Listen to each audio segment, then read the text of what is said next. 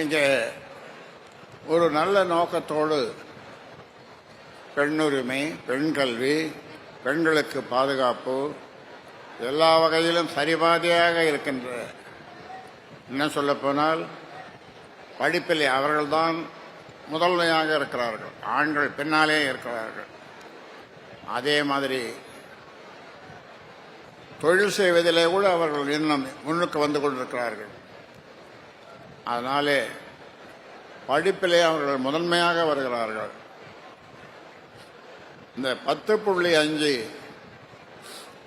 சாதிவாரி கணக்கெடுப்பு, இதை நம்முடைய தமிழக முதல்வர் அவர்கள்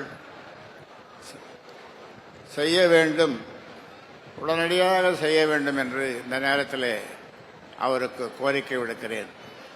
அப்படி செய்தால் தமிழ்நாட்டில் இருக்கிற 320 சமுதாயங்கள், நாங்கள் யார், எங்களுடைய ஜனத்தொகை என்ன, எங்களுடைய வாழ்விடம் எப்படி இருக்கிறது, சமூக நிலைமை என்ன, அதையெல்லாம் அந்த ஜாதிவாரி கணக்கெடுப்பிலே தெரிய வரும்.